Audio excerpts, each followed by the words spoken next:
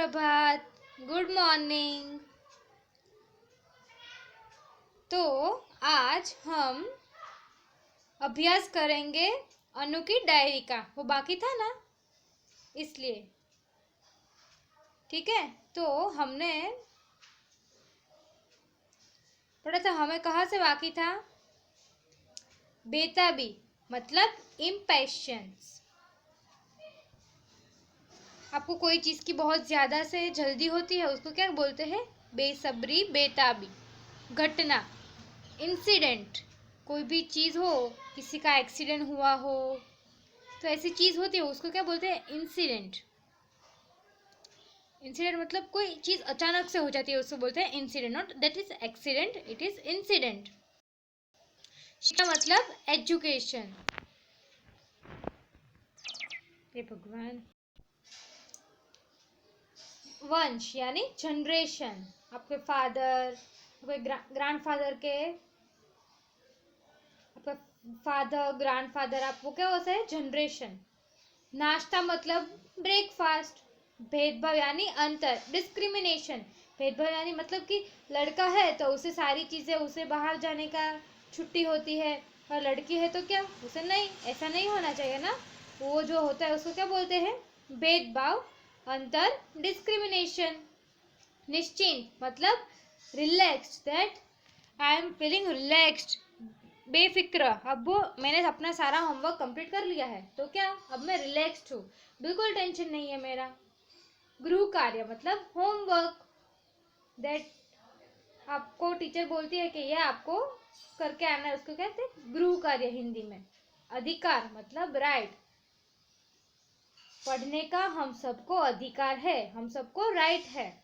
क्षेत्र यानी फील्ड। एक ऐसा एग्जाम्पल लेती हूँ, क्षेत्र फील्ड का मतलब वो फार्मर वाली फील्ड नहीं, जो फील्ड में खेती उगती वो नहीं।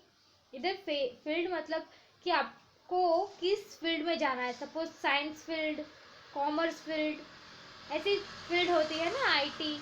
तो वो ऐसे फील्ड को क्या बोलते हैं? क्षेत्र। अब मुहावरे, होश उड़ना, घबरा जाना। होश उड़ना मतलब घबरा जाना, टू बी स्कैर्ड, आपको डर लगता हो, उसको क्या बोलते हैं? होश उड़ना। आंखों में चमक आना, चेहरे पर रौनक होना, टू फील हैप्पी। आपको कोई चीज आपको गिफ्ट में मिली हो जो आपको बहुत ही पसंद हो, जैसे कि किसी को पसंद होती है गाड़ी, किसी को वॉच, कोई भी चीज होती है, तो इससे हम उसके आंखों में चमक आ जाती है, मतलब वो बहुत खुश हो जाते हैं। पैर जमीन पर ना पड़ना, बहुत खुश होना। अगर आप कोई भी एग्जाम की प्रिपरेशन करते हो या कोई भी चीज हो, उसमें आपको सबसे सक्सेस मिला हो, तो आप क्या करेंगे? आपको सफलता मिली हो तो आपको ऐसे सपने देखने होंगे, वाह, आपको यकीन ही नहीं होगा कि आपने ऐसे किया है, तो आपको बहुत सी खुशी मिलती है, उसको क्या बोलते हैं? पैर जमीन पर पड़ना। अब है अभ्यास। पाठ ज्ञान कॉम्प्रिहेंशन स्किल। नीचे दिए गए प्रश्न के उत्तर दो। Answer the question, following question. मौखिक है, स्पीकिंग स्किल्स। आपको ये अपनी फेयर नोट में नहीं लिखना है, ठीक है। रानी कौन थी? रानी सीमा की बेटी थी। रानी को कौन कौन से काम करने पड़ते थे? अब रानी को कौन कौन से काम करने पड़ते हैं? घर का खाना बनाती थी रानी। रानी की माँ ने, ठीक है, घर का खाना बनाती थी और अपने माँ के साथ काम करने भी जाती थी। रानी की आंखों में क्या देखकर चमक आ गई? रानी की माँ ने स्कूल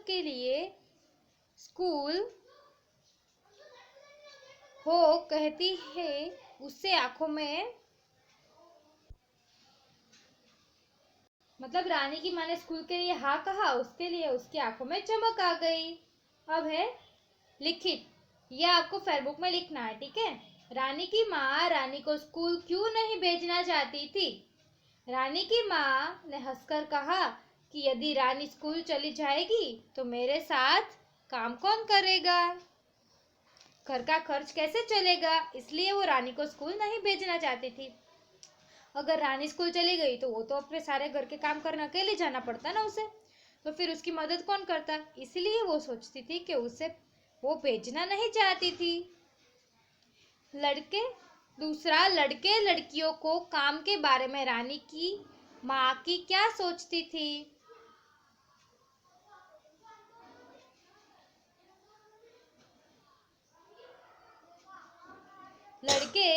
लड़की के बारे में रानी की माँ सोचती थी कि लड़कियां का और औरतों को काम तो केवल घर के काम में ही मदद करनी है।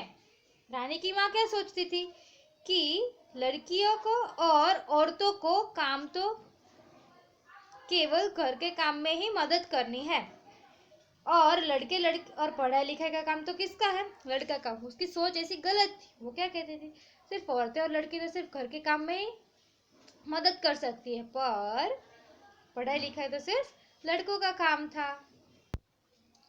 ठीक है, इसलिए वो ऐसा सोचती थी। अब रानी की माँ रानी को स्कूल में दाखिला कराने के लिए कैसे तैयार हो गई? पहले तो वो बोलती थी कि लड़कियों को नहीं पढ़ाना चाहिए, मेरे घर का सारा काम कैसे चलेगा, घर का खर्च कैसे निकलेगा, मदद कैसे होगी।